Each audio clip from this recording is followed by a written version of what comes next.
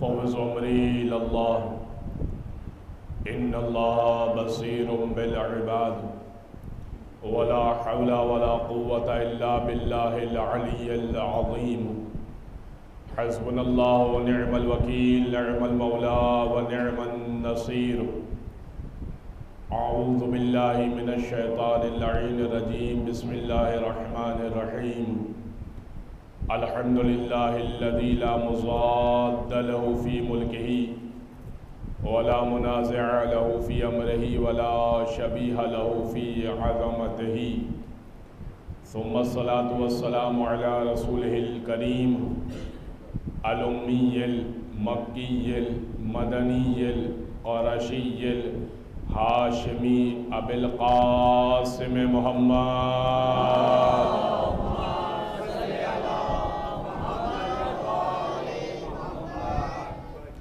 وعلى أهل بيته الطيبين الطاهرين واللعنة الدائمة على أعدائهم أجمعين من يوم ظلمهم وعداوتهم إلى قيام يوم الدين أما بعد فقد قال الله سبحانه وتعالى في محكم كتاب مبين بسم الله الرحمن الرحيم السلام علی یوم ولدت ویوم اموت ویوم ابعث حیا وقال امام جعفر الصادق علیہ السلام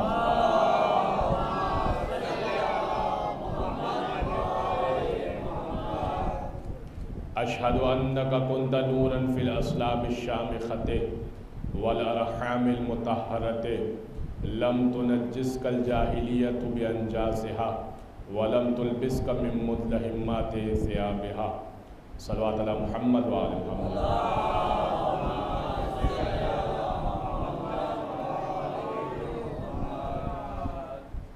حضرات گرامی، جوش ملی آبادی شاعری کا ایک بہت بڑا نام ہے. بہت مرثیے لکھے انہوں نے، بہت سلام لکھے انہوں نے. جوش ملی آبادی نے مولا علی کے سجدے اور آقا حسین کے سجدے کا تقابل کیا ہے. کہتے ہیں کہ مانا کہ نماز علوی کی خاطر، مانا کہ نماز علوی کی خاطر خورشید سر شام پلٹ آیا تھا. علی کے سجدے کے لیے سورج پلٹا تھا.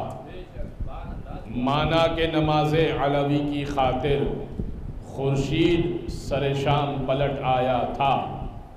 اللہ رے شبیر تیرے ایک سجدے کی کشش جاتا ہوا اسلام پلٹ آیا تھا.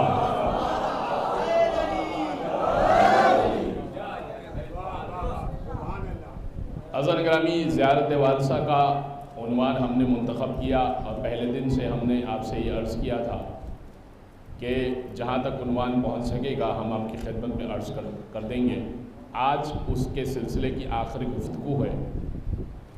کل میں نے آپ کی خدمت میں یہ بات پیش کی تھی کہ امام نے 3 گروہوں پر لعنت بھیجی.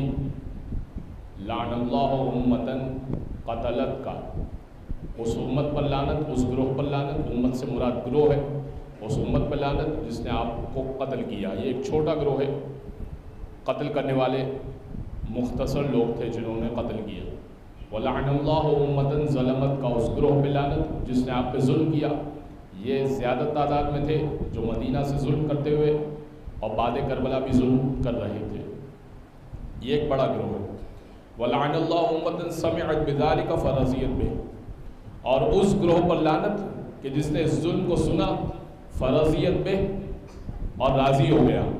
یہ قیامت تک کے لیے لعنت ہے. جو حسین کے قتل پہ راضی ہو جائے اس کو قیامت تک کے لیے امام نے لعنتی قرار دیا ہے. لہٰذا یہ 3 لعنتیں، یہ گروہ بہت بڑا ہے اور یہ قیامت تک چلتا رہے گا. لہٰذا یہ 3 لعنتیں. اس کے بعد مولا کہہ رہے ہیں اشہد انک کنت نورا فی الاسلام شامخۃ، مولا میں گواہی دیتا ہوں. میں نے اشہدو کی کل وضاحت پیش کر دی تھی، لہذا دوبارہ اس اشہدو کی لفظ اشہدو کی وضاحت پیش نہیں کروں گا. اشہدو یعنی شہود کی منزل پر ہے مولا. اشہدو انک کنت نورا فی الاصحاب شامخۃ. مولا میں گواہی دیتا ہوں آپ ایک نور تھے فی الاصلاب الشامخۃ والارحام المطہرۃ. اصلاب شامخہ میں، ارحام مطہرہ میں، پاک صلبوں میں تھے، پاک رحموں میں تھے. آپ ایک نور تھے جو پاک صلبوں سے ہوتے ہوئے، پاک رحموں سے ہوتے ہوئے اس دنیا میں وجود میں آئے. تو اب میں نے کچھ باتیں تو نور کے حوالے سے پیش کی تھی، آج کچھ باتیں پیش کر دوں گا. دیکھیے رسول گرامی نے فرمایا تھا انا وعلی من نور واحد، میں اور علی ایک نور سے ہیں. ایک نور، میں اور علی ایک نور سے ہیں. نور ایک تھا، تقسیم ہوا تو محمد و علی بن گیا، تقسیم ہوا تو پنجتن بن گیا، تقسیم ہو گیا تو 14 بن گیا.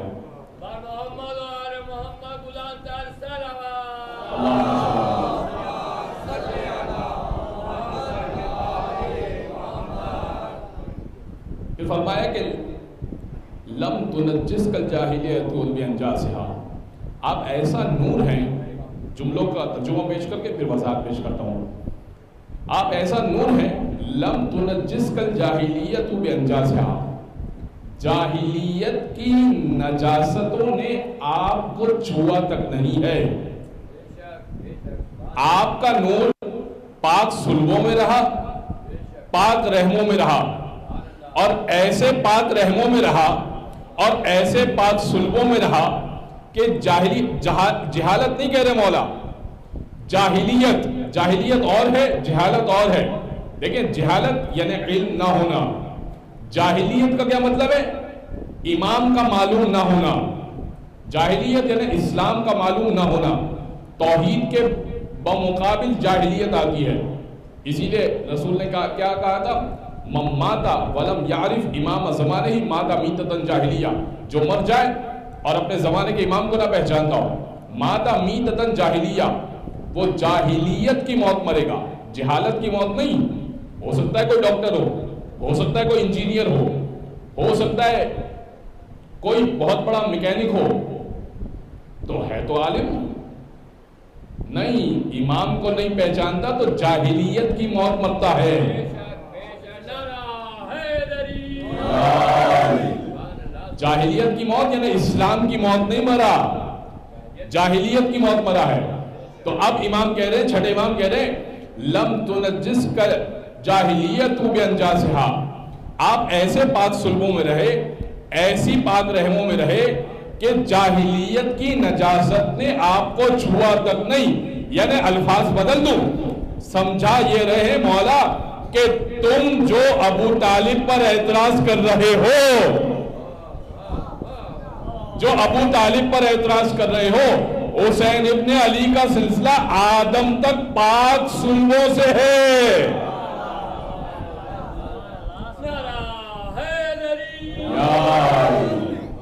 آدم تک پاک صلبوں میں ہے. تو اب چونکہ بات حضرت ابو طالب کی ہو رہی ہے زیارت کے اندر، یہ بات حضرت ابو طالب کی ہو رہی ہے، یہ بات حضرت عبد المطلب کی ہو رہی ہے، یہ بات حضرت قصی کی ہو رہی ہے، یہ بات حضرت کلاب کی ہو رہی ہے، یہ بات حضرت ابراہیم تک پہنچے گی اور یہ بات حضرت آدم تک پہنچے گی. دیکھیے حضرت گرامی، پاک صلبوں کی بھی بات ہو رہی ہے، پاک رحموں کی بھی بات ہو رہی ہے. اللہ نے انتظام کیسا کیا ہے اہل بیت اطہار کے لیے. اگر عرب میں کوئی خاتون نہیں ہوگی تو ایران سے شہربانوں کو پروردگار بلائے گا اور امام زین العابدین کی والدہ بلائے گا. اگر عرب میں کوئی خاتون نہیں ہوگی تو مراکز سے سبیکہ خاتون آئیں گی اور محمد تقی کی والدہ بنیں گی. اگر عرب میں کوئی پاکیزہ خاتون نہیں ہوگی تو روم سے پروردگار بلائے گا نرجس خاتون کو اور مہدی کی والدہ بنیں گی.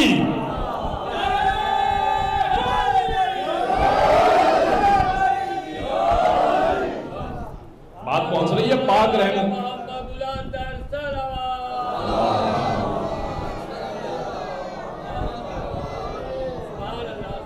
پاک رحم سمجھ رہے یعنی پاکیزہ رحم اگر عرب میں نہیں ہوں گے تو اللہ انتظام کر کے بلائے گا پاکیزہ ارحام کا، اور اس رحم کے اندر نور امامت کو رکھے گا، اور پاک صلبوں سے آپ کا نور چلتا ہوا آیا۔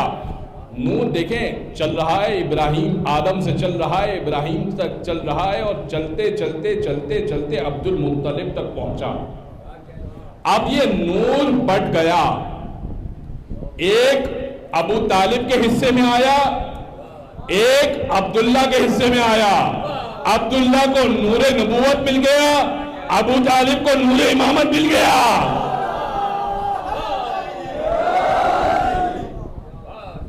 اشہد انکا کنت نورا فی الاسلام شامخت، آپ نور تھے جو پاک صلبوں میں رہے۔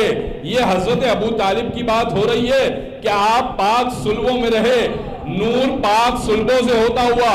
کوئی یہ نہ کہے کہ ابو طالب نے کلمہ نہیں پڑھا، یہ بات حسین ابن علی پر آ جائے گی، یہ بات رسول اللہ پر آ جائے گی۔ ارے پرورت ایک عام بچے کو، میں بہت سادہ سی بات کرنا چاہتا ہوں، دیکھیں ایک بچہ جو پیدا ہوتا ہے نا، آپ اپنے بچے کو کسی کافر کے یہاں پر دودھ پلانے کے لیے نہیں بھیجیں گے، کسی کافر کے یہاں تربیت کے لیے نہیں بھیجیں گے، کسی کافر کے یہاں نجس کھانا کھلانے کے لیے نہیں بھیجیں گے۔ تو اللہ اپنے حبیب کے لیے انتظام نہیں کر سکا؟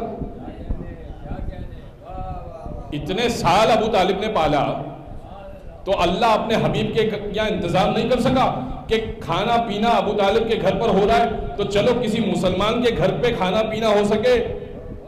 اچھا، اور کہنے لگے کہ بھائی وہ نبی نے کان میں کہا، حضرت ابو طالب کے سردار عرب کے سامنے نبی نے کان میں کہا کہ اے ابو طالب کلمہ پڑھ لیجئے مرتے وقت۔ کئی دفعہ کہا لیکن ابو طالب نے منع کر دیا کہ نہیں کلمہ نہیں پڑھوں گا۔ بڑی عجیب بات ہے، سننے کو آئیں تو کان کی بات سن لیتے ہیں، اور نہ سننے کو آئیں تو اگر 1.25 لاکھ کے مجمع میں دکھا کے بتا کے من کنتوں کا اعلان کر دیا جائے تب بھی نہیں مانتے۔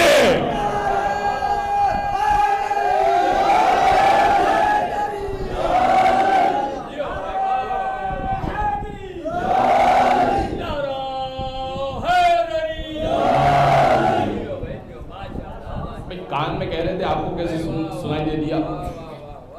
کان میں کہہ رہے تھے نا، تو آپ کو کیسے سنائی دیا؟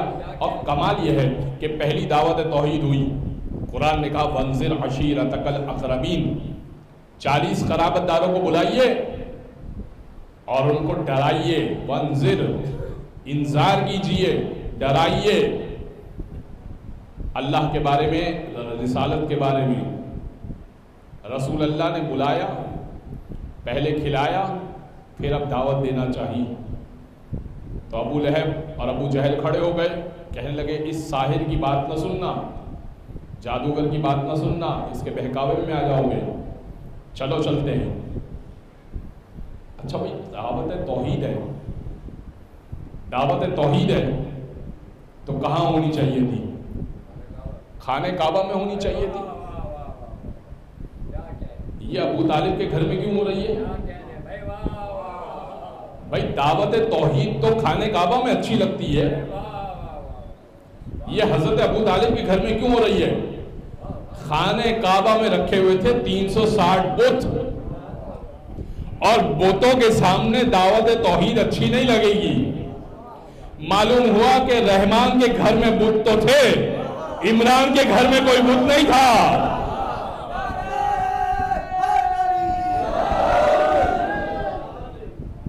لہذا یہ دعوت ہوئی، وہ کھڑے ہو گئے، اٹھ کے چلے گئے، پھر دوسری مرتبہ بھی اٹھ کے چلے گئے، اگلے دن پھر رسول اللہ نے بلایا، دعوت دی، اٹھ کے چلے گئے کھا پی کر، تیسری مرتبہ دعوت دی، اٹھ کے چلے گئے کھا پی کر۔ جب تیسری مرتبہ جانے لگے تو اب رسول خدا ابھی بولنا چاہتے تھے کہ میں کچھ بولنا چاہتا ہوں، اس سے پہلے کہ رسول بٹھاتے بولتے، حضرت ابو طالب نے ابو جہل سے کہا اسقط یا حمار، اے گدھے خاموش ہو جا، اور پھر بھتیجے سے کہا قم یا سیدی یا مولایا، کھڑے ہو جائیے میرے سردار میرے مولا. مولا اسی کو کہا جاتا ہے جس کا کلمہ پڑھ لیا ہو.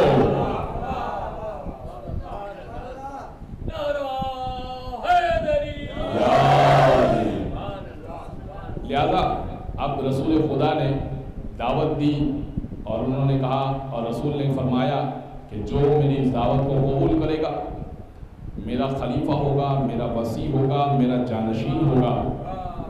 تو بھائی تمہیں اتنی ہی دلچسپی تھی رسول کی وزارت اور خلافت میں تو ابو طالب کے گھر پہ مان لیا ہوتا.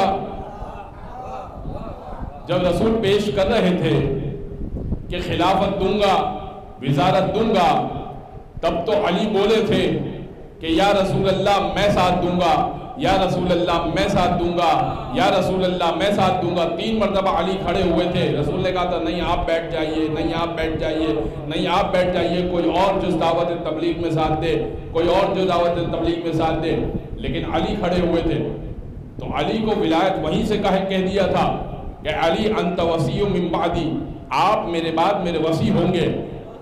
ابھی غدیر بہت بعد کی بات ہے, ولایت کا اعلان وہی کر دیا تھا. غدیر میں تو انڈوسمنٹ ہوئی ہے, غدیر میں تو فقط دوبارہ سے اعلان ہوا ہے, دوبارہ سے ایک مرتبہ ریمائنڈ کروایا گیا ہے کہ دیکھو جس کو ابو طالب کے گھر پہ بنایا تھا نا وہ یہی مولا ہے میرا, میرے بعد یاد رکھنا ابو طالب کے گھر پہ بنا دیا تھا مولا. تو اب میں ایک نقطہ پیش کر کے دوبارہ سے آنا چاہتا ہوں مولا کے اس قول پر کہ کھلانا جو ہے سنت ابو طالب ہے.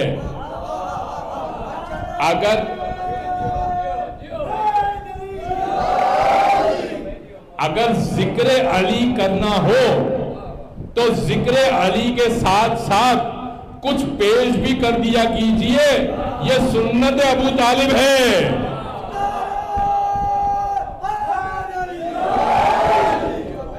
یہ ابو طالب کی سنت ہے کہ کھلا بھی دیا جائے, علی کا ذکر بھی کر دیا جائے, رسول کی بات بھی پہنچ جائے.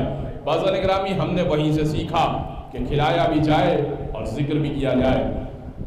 تو اب رسول چھٹے امام کہہ رہے ہیں لم تنجس کل جاہلیت بانجاسہا, جاہلیت کی نجاست آپ تک پہنچی نہیں ہے. اب یہ نجاست اور کس طرح کی, ہر طرح کی نجاست کو اہل بیت سے دور رکھا. قرآن نے بھی اس بات کا تذکرہ کیا, فقط چھٹے امام نہیں کہہ رہے. قرآن نے کہا 33ویں سورے کی 33ویں آیت سورہ احزاب کی, فرمایا انما یرید اللہ لیذھب عنکم الرجس اہل البیت. فقط انما کلمہ حصر ہے. کلمہ حصر کا مطلب یعنی ساری بات اسی پہ منحصر ہے. انما یرید اللہ لیذھب عنکم الرجس اہل البیت, فقط اور فقط, یہاں پہ ترجمہ یہی ہوگا, فقط اور فقط اللہ کا ارادہ ہی یہ ہے لیذھب عنکم الرجس اہل البیت, کہ اے اہل بیت رسول آپ سے دور رکھے ہر طرح کا رجس, وَيُطَهِّرَكُمْ تَطْهِيرًا, اور ایسا پاک و پاکیزہ رکھے جیسا پاک و پاکیزہ رکھنے کا حق ہے. اللہم صلی علی, ہر طرح کا رجس اہل بیت سے دور ہے, ہر طرح کی نجاست اہل بیت سے دور ہے. تو اب اگر آپ کو کوئی شخص ایسا مل جائے جو یہ کہتا ہوا نظر آ جائے کہ یہ مجلس غلط ہے, یہ ذکر حسین میں نہ جایا کرو, یہ ماتم نہ کیا کرو, تو سمجھ جائیے رجس ہے, اللہ نے خود دور کیا ہے.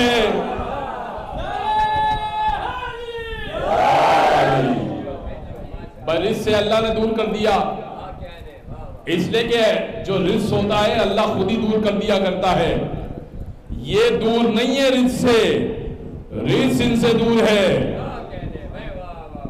دیکھیں میں اور آپ کوشش کرتے ہیں تو دور ہوتے ہیں برائی سے, جھوٹ سے دور ہو گئے, غیبت سے دور ہو گئے, چوری سے دور ہو گئے, بدتمیزی اور طعنہ سے دور ہو گئے, تو بہت بہت بہت بہت بن گئے تو متقی بن گئے, بہت بہت بن گئے تو متقی بن گئے، اگر رزق سے دور ہو گئے پھر بھی ظاہری ناپاکی اور پلیدگی ہمارے ساتھ رہے گی، ظاہری ناپاکی اور پلیدگی ہمارے ساتھ رہے گی، نجاستیں ہمارے ساتھ رہیں گی ظاہری طور پر، لیکن یہ باطنی نجاستیں ہم اپنے سے دور کریں گے تو متقی کا ٹائٹل ہمارے پاس رہے گا۔ اور اگر یہ اہل بیت، ان کے بارے میں قرآن کہہ رہا ہے ہر طرح کی نجاست، ہر طرح کا رزق آپ سے دور رکھا ہے، تو اب یہ متقی نہیں کہلائیں گے، امام المتقین کہلائیں گے۔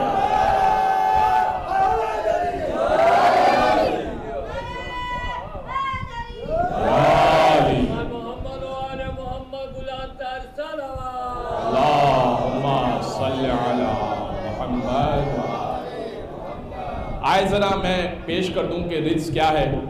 قرآن نے 10 مقامات پر رزق کو بیان کیا۔ میں 2 آیتیں پیش کر کے، چونکہ آج مصائب تھوڑے طویل ہیں، حضرت علی اکبر کا بھی ذکر ہے، امام حسین کا جو ذکر کر پایا، اتنی طویل شہادت ہے مولا کی، جو ذکر کر پایا، جتنی توفیق ہوئی، جتنا آپ سن سکے، جتنا آپ رو سکے۔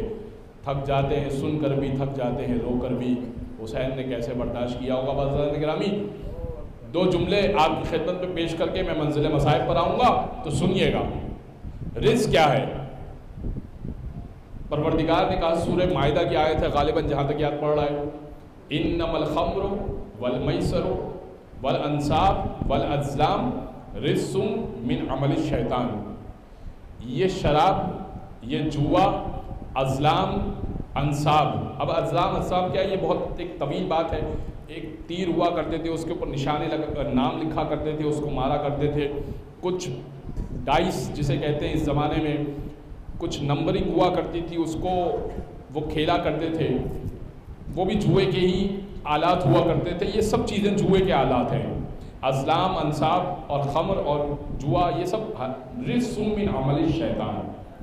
شراب، جوا اور ازلام و انصاب رجس من عمل الشیطان، یہ رجس ہے اور شیطان کے عمل میں سے ہے، تو یہ رجس ہے۔ اللہ کہہ رہا ہے رجس ہم نے دور کیا۔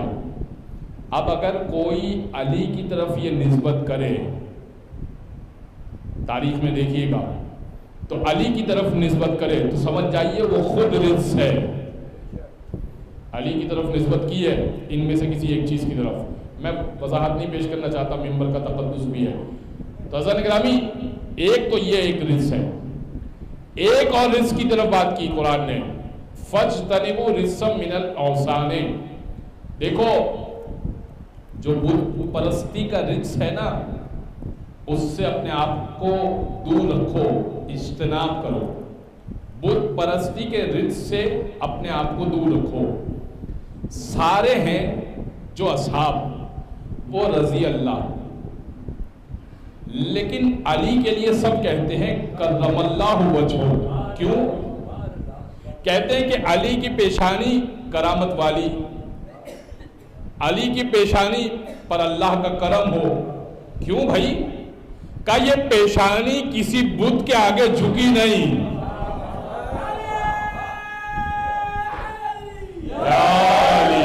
کہ یہ پیشانی کسی کے آگے جھکی نہیں۔ تو مانو نا کہ تمہارے والے رجس پر تھے اور علی رجس سے دور ہے۔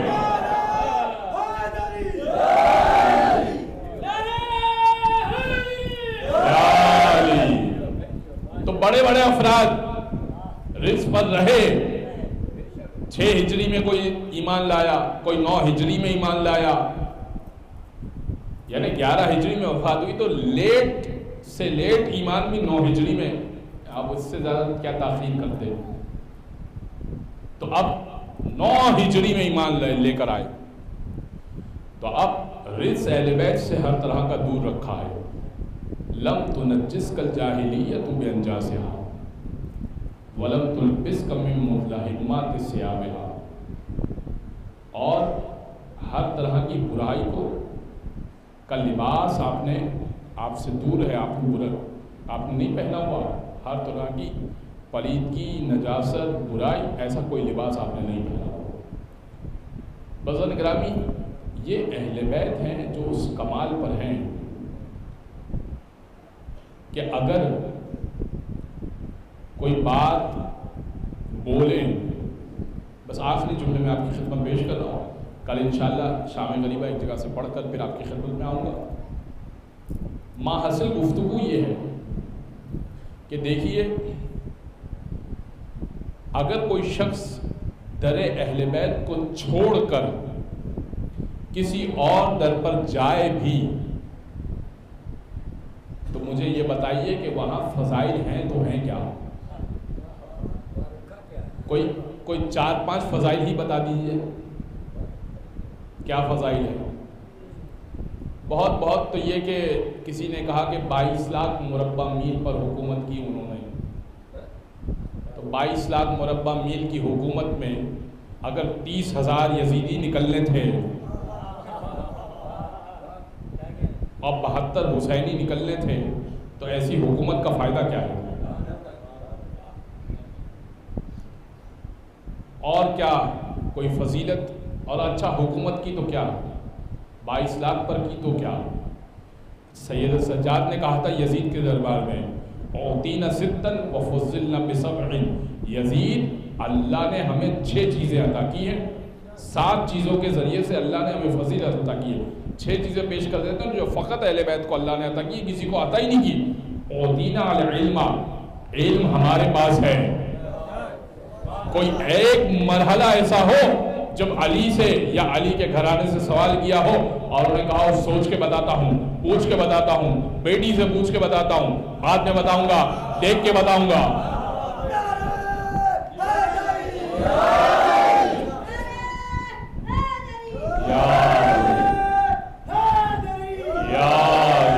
دوسرا فرمایا اوتینا العلم والحلم، اللہ نے حلم ہمیں عطا کیا، برداشت ہم اہل بیت کو عطا کی۔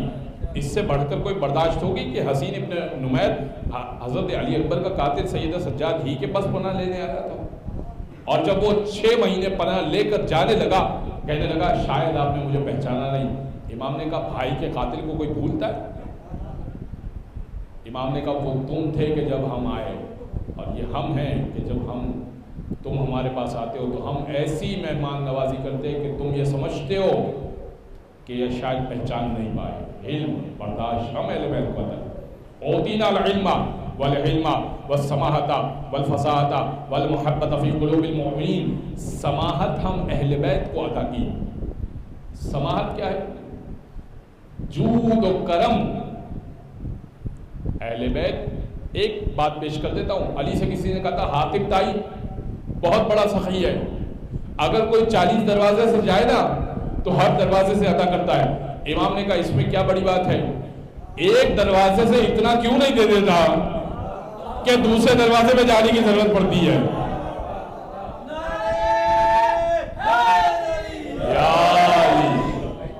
بھائی ایک دروازے سے اتنا کیوں نہیں دے دیتا کہ دوسرے دروازے پہ؟ اس میں کیا کمال کی بات ہے؟ سماحت اہل بیت کو عطا کی، والفصاحت، فصاحت ہم اہل بیت کو عطا کی۔ فصاحت کیا ہے؟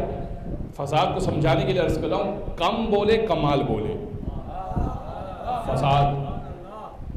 فساد یعنی، اب اس کی ایک مثال میں آپ کو پیش کروں، اس کی ایک مثال ہے کہ عرب بیٹھے ہوئے تھے، یہ گفتگو کر رہے تھے کہ کیا ایسا ہو سکتا ہے، کون سا ایسا حرف ہے کہ جس کے بغیر ہم جملہ مکمل نہیں کر سکتے؟ سب نے یہ طے کیا کہ بغیر الف کے ہم جملہ مکمل نہیں کر سکتے۔ علی یہ بات سن رہے تھے اور منبر پہ گئے اور بغیر الف کے فی البدی خطبہ دیا، بغیر الف کے فی البدی خطبہ دیا، یعنی بغیر الف کے انسان بولتا جائے، کمال نہیں ہے؟ سب نے کہا کہ یہ تو ممکن ہو گیا۔ اب سب نے کہا کہ یہ تو علی کر سکتے ہیں، اچھا لیکن ایسا ہے کہ اچھا یہ خطبہ نہج البلاغہ میں آپ کو مل جائے گا، 27 زبانوں میں اس کے ترجمے کرنے کی کوشش کی گئی کہ ہم ترجمہ کر لیں بغیر الف کے، یعنی ایک ہی آواز نہ نکلے، الف ایک ہی آواز دیتا ہے، تو آ کی آواز نہ نکلے اور ہم ترجمہ کریں، بیٹھ کر بھی ترجمہ نہیں ہو سکا، اور علی منبر پہ فی البدی ترجمہ فی البدی بول چکے۔ اب شاید اب جا کر جو ہے وہ 2023 میں کوئی ایک ترجمہ آیا ہے، پچھلے سالوں کی بات بتا رہا ہوں، یعنی 2022 تک ترجمہ نہیں ہوا تھا۔ تو سب نے یہ طے کیا کہ اچھا بھائی بغیر الف کے تو ممکن ہے، لیکن بغیر نقطے کے ممکن نہیں ہے۔ اب دیکھیں، تے بھی نقطے والا، سے بھی نقطے والا، زال بھی نقطے والا، زے بھی نقطے والا، ضاد بھی نقطے والا، نون بھی نقطے والا، نقطے والے حرف تو بہت سارے ہیں نا، بغیر نقطے کے تو جملہ ہی نہیں ہو سکتا۔ علی نے سنا اور ایک خطبہ دیا بغیر نقطے والا۔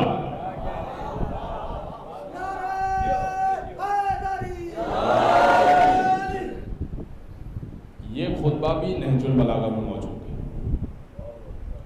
الخالیۃ من النقط، نقطے سے خالی خطبہ، اس کا ترجمہ بھی نہیں ہو سکا، بیٹھ کر بھی ترجمہ نہیں ہو سک رہا کہ ایسا ترجمہ کرے کہ ہمارے ترجمے میں نقطہ نہ آئے، اور علی ابن ابی طالب نے بغیر نقطے کے خطبہ دے دیا۔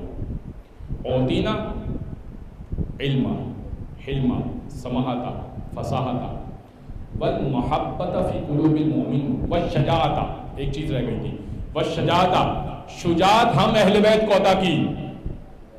کوئی ایک دکھا دیجئے، چھوٹے سے چھوٹا بچہ بھی دکھا دیجئے اہل بیت کا جو ڈر گیا ہو، بھاگ گیا ہو۔ اور محمد کے مسائل پڑھے تھے نا، میں نے عرض کیا تھا، اون نے 101 بندوں کو واصل جہنم کیا۔ کیا سن مبارک تھا؟ فقط 7 سال، 7 سال کا بچہ 100 بندوں کو واصل جہنم کر رہا ہے۔ اس کے بڑے کا کیا عالم ہوگا؟ جعفر طیار کا کیا عالم ہوگا؟ عبداللہ کا کیا عالم ہوگا؟ شجاعت ہم اہل بیت کو عطا کی۔ اور آخری جملہ سید سجاد نے کہا والمحبت فی قلوب المؤمنین، یزید تیری نہیں، ہم اہل بیت کی محبت لوگوں کے دلوں میں رکھی ہے۔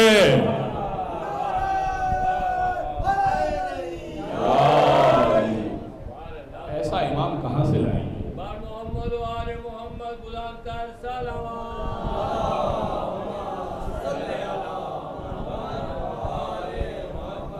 علم آپ کے امام کی بات صحیح، جود و کرم تو آپ کے امام بیت المال سے چوری کر کر کے بانٹا کرتے ہیں۔ فساد تو ایک دعا، ایک جملہ، ایک خطبہ، کچھ بھی نہیں آپ کے امام کے پاس۔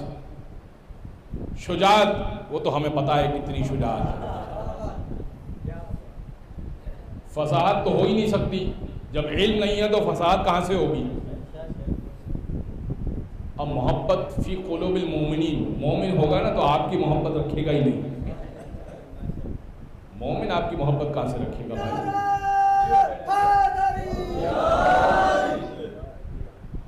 بزن گرامی، جو بند میں پہلے پڑھ چکا، اب آج اس کو دوسرے انداز سے سنیے گا۔ یہ بھی جوش والی آبادی کا ہے۔ فروغ داغ جگر محروما پا نہ سکے، وہ عشق ہی نہیں کونین پہ جو چھا نہ سکے، خلیل نے بھی نہ پایا صبات عزم حسین، بنایا کعبہ مگر کربلا بنا نہ سکے۔ خلیل اللہ کا بیٹا بچ گیا، حسین کا علی اکبر نہ بچ سکا۔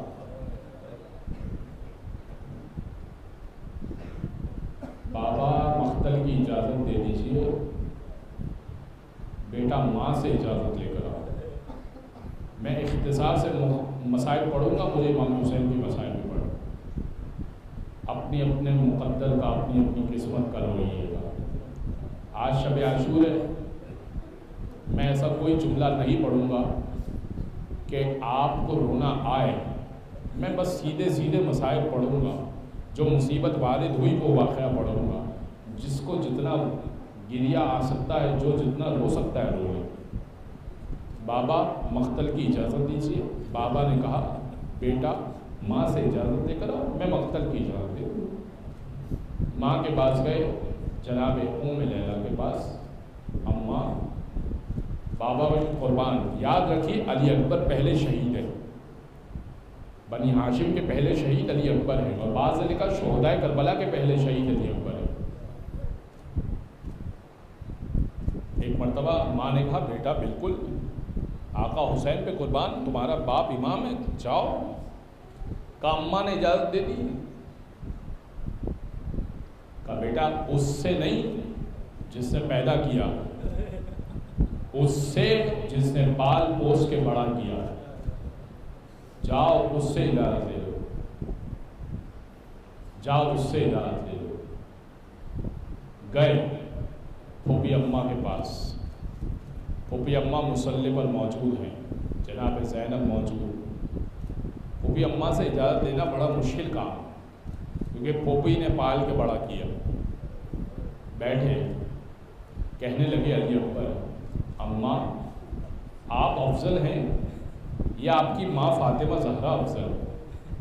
ماں کا نام سنا تو شہزادی کھڑی ہو گئی احترام میں، کہنے لگی علی اکبر یقیناً میری ماں افضل ہے۔ کہ پھوپھی اماں پھر اپنے بیٹے کو فاطمہ کے لال پر قربان کیوں نہیں کر دیتی؟ کہ علی اکبر آپ نے بڑے کمال انداز میں مجھ سے اجازت دی، چاہیے میں نے اجازت دی، اور اب علی اکبر اجازت لے کر چل گئے۔ حضرت علی اکبر کو حسین نے تیار کیا تو مقاتل نویس نے لکھا ہے، میں پڑھ کے آیا ہوں، یہاں ادھر ادھر سے کہیں سنی ہوئی بات میں آپ کی خدمت میں پیش نہیں کر رہا، کہ حضرت علی اکبر چونکہ رسول اللہ کی شبیہ تھے تو رسول اللہ کا عمامہ جو امام حسین کے پاس تھا، واحد شہید ہے جس کو سر پہ رسول اللہ کا عمامہ پہنایا۔ تو جب باندھنا تھا نا عمامہ، تو عمامہ گھٹنے پہ باندھا جاتا ہے، میرا عمامہ جو ہے گھٹنے پہ بنتا ہے، گھٹنے پہ باندھتے جاتے تھے عمامے کو، اور ایک ایک بل کے اوپر یہ کہتے تھے انا للہ و انا الیہ راجعون، انا للہ و انا الیہ راجعون۔ عمامہ بندھ گیا، علی اکبر کے سر پر رکھا، اور اب زرہ پہنائی علی اکبر کے نام کی، اور اب علی اکبر کو بھیج دیا مقتل کی طرف۔ کہا بیٹا بس پیچھے مڑ مڑ کے دیکھتے رہنا، ہائے حسین کی غربت۔ کہا بیٹا پیچھے مڑ مڑ کے دیکھتے رہنا، اور جیسے ہی علی اکبر چلے تو امام حسین کہنے لگے اللہم اشہد علی ہؤلاء القوم، پالنے والے تو گواہ رہنا اس قوم پر کہ میں اب اس کو بھیج رہا ہوں جو خلقت میں، خلقت میں یعنی سیرت میں، صورت میں، رفتار میں، گفتار میں علی اکبر رسول کی شبیہ ہے۔ میں اپنے گھر کا رسول اس قوم کی طرف بھیج رہا ہوں۔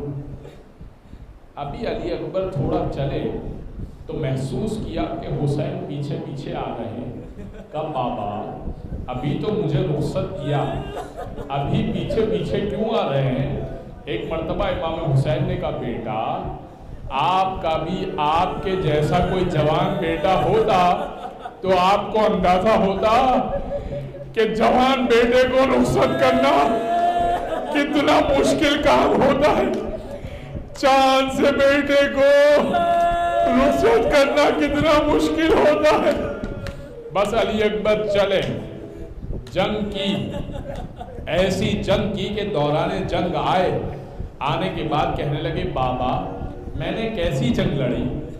بچے نے پوچھا اچھا اس میں اختلاف ہے، اکبر ہے نا، چونکہ اکبر بڑے لہذا ایج میں اختلاف ہے، بعض نے لکھا کہ بڑے تھے، یعنی 18 سے کچھ سن اوپر بھی لکھا، 22 بھی لکھا، 28 تک لکھا ہے۔ تو آئے اور آنے کے بعد کہنے لگے بابا میں نے کیسی جنگ لڑی؟ بابا نے کہا بیٹا شاندار جنگ لڑی.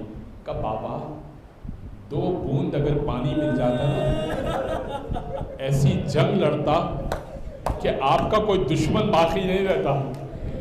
باپ کی مظلومیت. باپ کہنے لگا بیٹا پانی کے لیے تو جنگ ہو رہی ہے, بیٹا پانی نہیں ہے, 2 بوند بھی پانی نہیں ہے. ایک مرتبہ امام حسین کہنے لگے بیٹا علی اکبر ایسا کرو اپنی زبان میری زبان پہ رکھ دو, شاید لعاب دہن مس ہو تو تمہاری پیاس تھوڑی بجھ جائے. علی اکبر نے اپنی زبان امام حسین کی زبان پر رکھی. جب قریب گئے نا تو اپنی زبان کچھ ہی دیر میں نکال لی. کہنے لگے بابا میری زبان تو زیادہ تر ہے, آپ کی زبان زیادہ خشک ہے. مولا نے اپنا عقیق دیا. مولا نے اپنا عقیق دیا. کہا بیٹا اسے چوسو شاید تمہیں راحت محسوس ہو. میں یہ جملے پڑھ کے پڑھ رہا ہوں آپ کی خدمت میں, خدا کی قسم روایت کے یہی جملے. مولا نے کہا اسے چوسو شاید راحت محسوس ہو. علی اکبر نے چوسا. کہا نہیں بابا جو بات پانی کی ہے نا وہ بات عقیق کی نہیں ہے. بس بڑھے. علی اکبر بڑھے اور اب ایک نے علی اکبر کے قریب جا کر سینے میں برچھی ماری. جیسے ہی برچھی ماری نا علی اکبر سنبھل نہیں پائے, گھوڑے سے زمین پر گرے. بابا کو آواز دی السلام علیکہ یا ابتا, اے بابا جان میری مدد کو آئیے گا. ادرکنی یا ابتا میری مدد کو آئیے گا. اب بوڑھا باپ ہو نا اور جوان مدد کو پکارے تو کچھ دکھائی نہیں دیتا, یقین جانے کچھ دکھائی نہیں دیتا. مولا حسین گر گئے. کہنے لگے بیٹا مجھے دکھائی نہیں دے رہا, تم کس طرف ہو؟ بیٹا مجھے آواز دے دو, مجھے آواز دے دو, تمہاری آواز سن کر میں آ جاؤں گا. علی اکبر آواز دیتے جاتے تھے. آواز کے راستے حسین پہنچے. آواز کے راستے حسین پہنچے. علی اکبر کو دیکھا. علی اکبر نے ایک ہاتھ سینے پہ رکھا ہوا تھا اور رمق باقی ہے, کچھ طاقت باقی ہے. امام نے کہا آؤ چلو میں تمہیں خیمے میں لے جاتا ہوں. ایک ہاتھ گردن کے نیچے ڈالی, ایک ہاتھ ٹانگوں کے نیچے ڈالی. اب اٹھانا چاہتے ہیں, اٹھ نہیں رہا. صبح سے لاشیں اٹھا رہے نا, مستقل لاشیں اٹھائے. پہلا ہاشمی جوان ہے اور جوان کا لاشا ہے, بوڑھا باپ ہے, اٹھ نہیں رہا. کہنے لگے کہ بیٹا ایسا کرو نا اپنے ہاتھ میری گردن کی گرد ڈال دو, ہاتھ گردن کے گرد ڈال دو. کہا کہ بابا میں کرتا ہوں کوشش. ایک ہاتھ ڈالا, دوسرا ہاتھ نہیں ڈالا, دوسرا ہاتھ یہیں رکھا ہوا ہے سینے پہ, دوسرا ہاتھ نہیں ڈالا. کہا امام حسین نے کہا بیٹا ایسا کیوں کر رہے ہو, دوسرا ہاتھ بھی ڈال دو. کہا بابا اس بڑھاپے میں نا آپ کو کوئی تکلیف نہیں دینا چاہتا. کہا بیٹا مسئلہ کیا ہے؟ ہاتھ جو ہٹایا تو ٹوٹی بھی آنی تھی. کہا اچھا بس اتنا مسئلہ ہے, برچھی کی آنی نکالنی ہے. برچھی کو کھینچنا چاہا تو کلیجہ تڑپا. جیسے ہی کلیجہ تڑپا نا تو زمین کربلا پہ زلزلہ آیا. جناب زینب کو خبر ہو گئی. جناب زینب در خیمہ پر آئے, کہنے لگی حسین علی اکبر کو اٹھانے میں مدد کروں. کہا نہیں شہزادی آپ نہ آئیے گا, میرا اکبر آپ کے پردے پر قربان کر دیا. بس 2 جملے سنیے گا آقا حسین کی شہادت پر. امام حسین کہنے لگے تم نے میرے اکبر کو قربان کر دیا, تم نے میرا قاسم مار دیا. میں نے رخصتی تو پڑھی نہیں نا. امام حسین کیسے رخصت ہوئے؟ میں نے رخصتی تو پڑھی نہیں. 3 رخصتیاں ہیں امام حسین کی کہ آپ تھک چکے, میرے میں بھی طاقت نہیں ہے پڑھنے کی. امام حسین اب جنگ کر رہے ہیں. جنگ کرتے جاتے کہتے میرے قاسم کو مار دیا, میرے اکبر کو مار دیا, میرے عباس کو مار دیا, حبیب کو مار دیا, بریر کو مار دیا. آؤ دیکھو 3 دن کے پیاسے کی جنگ دیکھو, آؤ بوڑھے کی جنگ دیکھو, آؤ اس کی جنگ دیکھو جس کا شیر مارا گیا. امام لڑتے جاتے ہیں تلواروں سے. اب ایک حسین ہے, لیکن اگر حسین جنگ کرتے نا تو کوئی نہ بچتا. امام ہے, امام وقت, امام وقت کے سامنے کوئی نہیں بچ سکتا. لہٰذا اب ندائے غیبی آئی، ارجعی الی ربک راضیۃ مرضیہ، پروردگار کی طرف لوٹا. امام نے تلوار کو نیام میں رکھا لیکن نڈھال ہو چکے، تیر اتنے چل چکے ہیں کہ امام زین العابدین سے سوال کیا آپ کے بابا پر کتنے تیر لگائے گئے؟ امام نے اپنی انگوٹھی اتاری اور کہنے لگے یہ جتنی جگہ کھالی ہے نا اتنی جگہ بھی بچی ہوئی نہیں تھی، اتنے زخم میرے بابا کو آئے، بس زخموں سے چورے لیکن گھوڑے پہ سنبھلے ہوئے ہیں اور نڈھال گھوڑے کی باہوں میں باہیں ڈالی ہوئی. حسین کو اتارے تو کیسے اتارے؟ کسی میں طاقت نہیں ہے. ہرملہ نے پیشانی کا رخ کیا اور ایک بڑا تیر چھوڑا، ایسا تیر چھوڑا کہ حسین گھوڑے پہ سنبھل نہ پائے، زمین کربلا پر آئے. لیکن زمین پر نہیں آئے میرے دوستو، زمین پر نہیں آئے. حسین نہ زین پر رہے نہ زمین پر رہے، تیروں پہ معلق تھے. اور اب زارت ناہیہ کے جملے پڑھوں گا. وَالشِّمْرُ جَالِسٌ عَلَى صَدْرِهِ، شمر نے امام کے سینے کے اوپر چڑھ کے ایک خنجر نکالا جو کند تھا. فَضَرْبَةٌ عَلَى ضَرْبَةٍ، ایک کے بعد دوسری ضرب ماری. پہلی ضرب لگی، حضرت آدم نے کہا یا رسول اللہ حسین کو ذبح ہوتے نہیں دیکھ سکتا. دوسری ضرب لگی، ارے کن خنجر ہے، خشک کلا ہے. دوسری ضرب لگی، آدم و نوح بھی چلے گئے، چھٹے امام راوی ہیں، آدم و نوح بھی چلے گئے. چوتھی ضرب لگی، ابراہیم چلے گئے. جب 10ویں ضرب لگی رسول اللہ چلے گئے. کہا یا علی آپ جانے اور اب خدا جانے. اور اب آخری ضرب لگنے 13 ضربوں میں حسین کو مارا گیا. جب 12ویں ضرب لگی امام علی نے بی بی فاطمہ سے کہا اے فاطمہ اب آپ جانے اور حسین جانے. آخری ضرب چلی، حسین کا سر بلند ہوا، کربلا میں زلزلہ آیا. جناب زینب نے کہا اے سید سجاد بھتیجے یہ سرخ آندیاں کیوں چل رہی ہے؟ امام سید سجاد نے کہا الا قد قتل الحسین بکربلا، حسین کربلا میں مارے گئے. ماتم حسین.